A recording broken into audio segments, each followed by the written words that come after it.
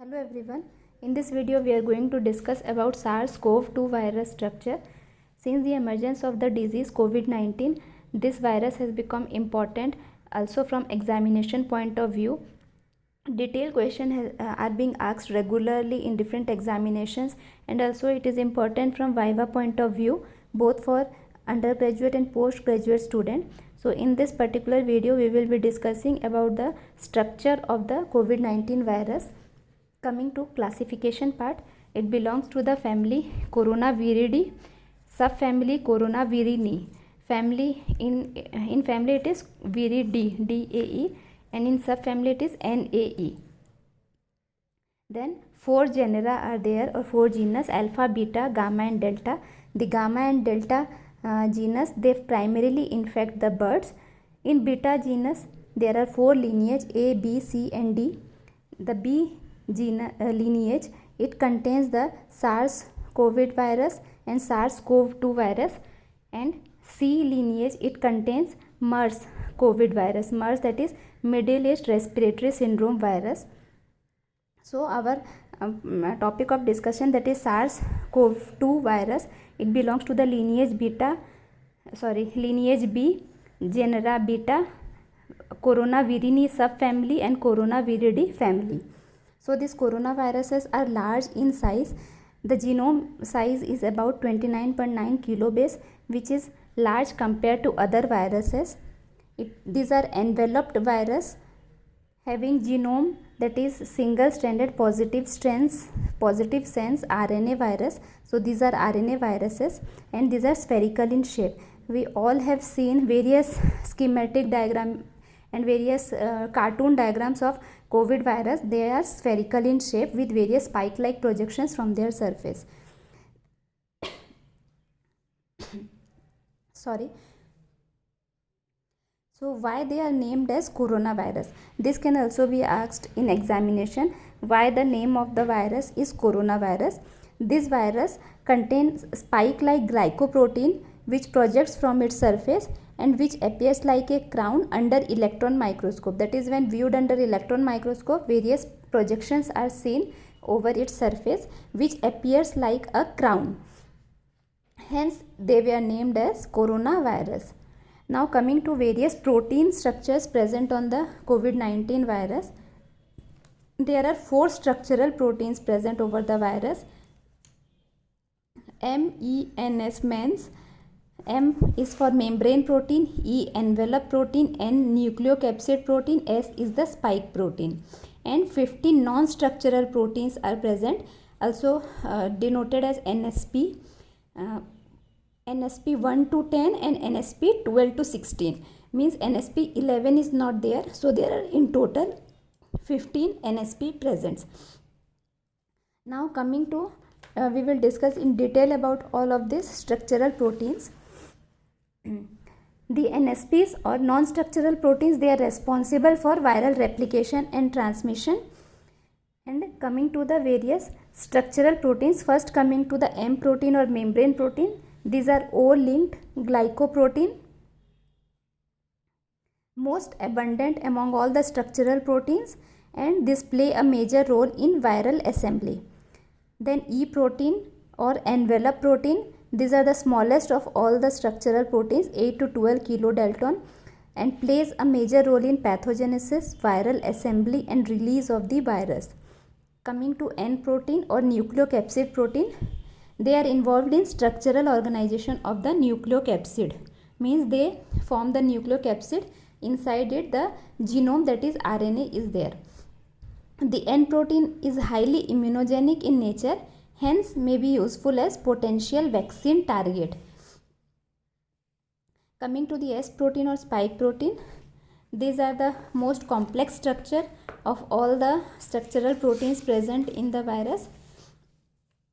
The structural S proteins, these are type 1 transmembrane N-linked glycosylated proteins, and these S proteins are common among all the coronavirus of the Coronaviridae family and are the major target for eliciting antibodies. Therefore, structural and molecular details of S protein and its interaction with the receptors are used to develop vaccine and the antiviral drugs. We will see in the later part of the video. Coming to the structure of S protein, there are 3 polypeptide chains or 3 monomers of S peptide. They associate with one another to form homotrimers. Means like the polymer, they are polymers or of similar type of polypeptide chain, so they are homotrimers. And coming to each monomer structure, each monomer, it consists of 2 subunits, that is S1 subunit and S2 subunit.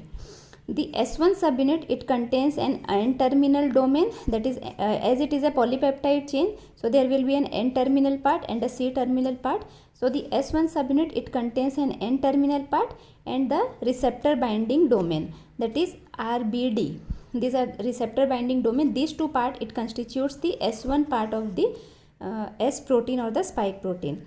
Then the S2 subunit, it contains a larger part. It contains the fusion peptide FP, heptad repeat 1 HR1, central helix. Then it contains connector domain, HR2, transmembrane domain, cytoplasmic tail. Now what is the function of S1 protein? It helps to bind the receptor on the host cell.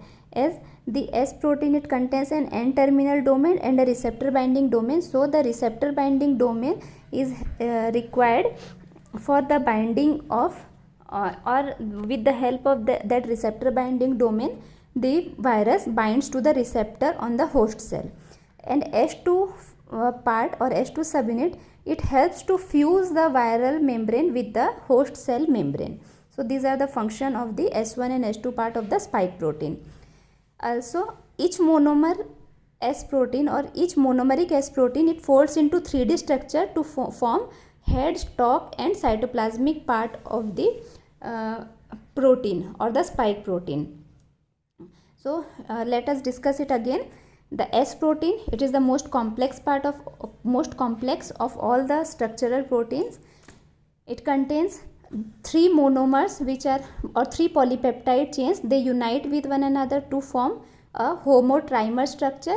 Then each monomer, it contains S1 subunit and a S2 subunit. S1 subunit, it contains it is a smaller part. S2 subunit is the larger part. S1 subunit contains a N-terminal domain and receptor binding domain, and S2 part, it contains a larger sequence. S1 subunit, it binds the receptor to the host cell with the help of receptor binding domain, and S2 subunit, it fuse the membrane of the virus with the host cell. Now each monomer of the S protein or each polypeptide chain, it folds onto itself to form a 3D structure having a head, stalk and the cytoplasmic tail part. By cryo-electron microscopy and crystallographic studies, several structures of the S protein are observed. Means they are present in different conformation structure like the pre-fusion state, closed state, partially open state and in complex with ACE2 receptor state. So these are the various stages or various conformation stages in which the S protein has been found when observed under cryo-electron microscope or crystallographic studies.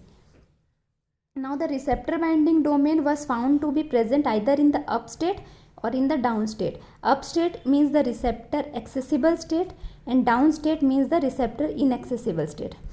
What happens in the pre-fusion state? In the pre-fusion state, 2 receptor binding domains out of the 3, because 3 RBDs are present, as 3 monomers are wind around each other to form a homotrimer.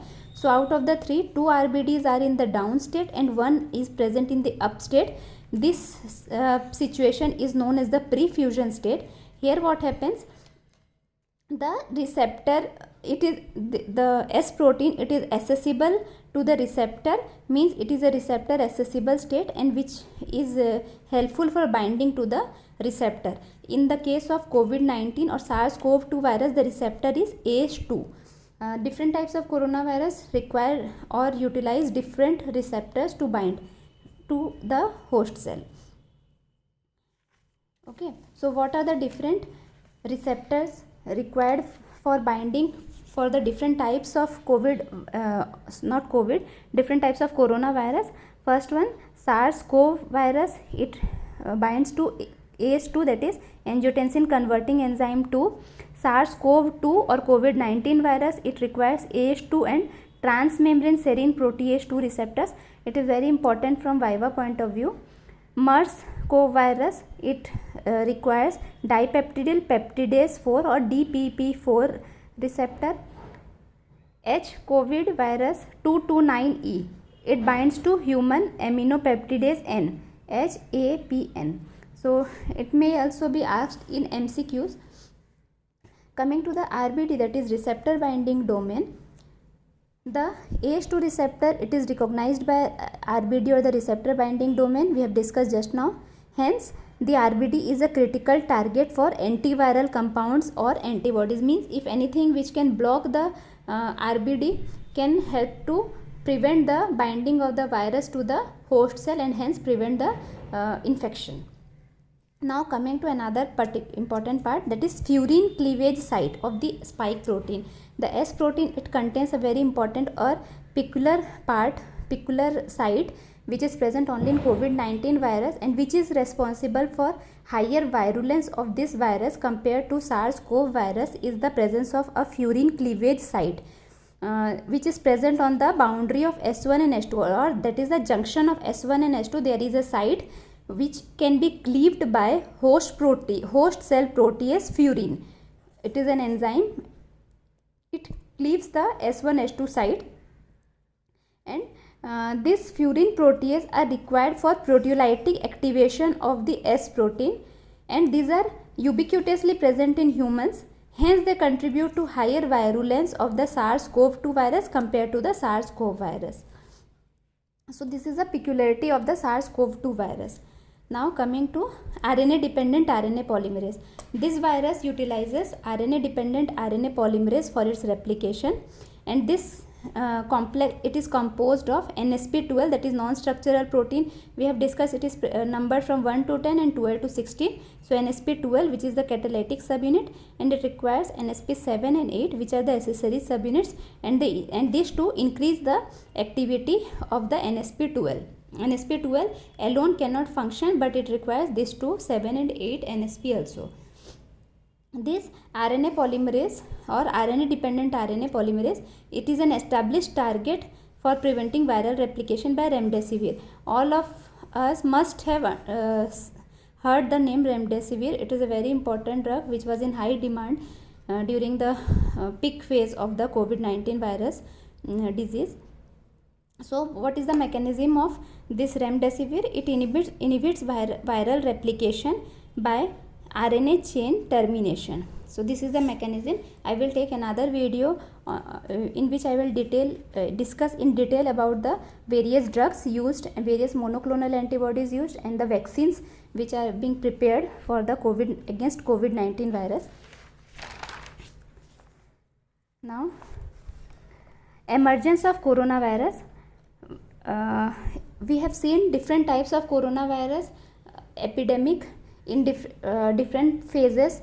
Like first seen was in November 2002. SARS began spreading in Guangdong province of South China, and in 2005 two research groups independently reported horseshoe bat to be the natural host of the virus, and in 2012 MERS-CoV virus emerged in South Arabia or Saudi Arabia through camels. Here the host was the camel, sorry, not host, the animal from which it was transmitted was the camel.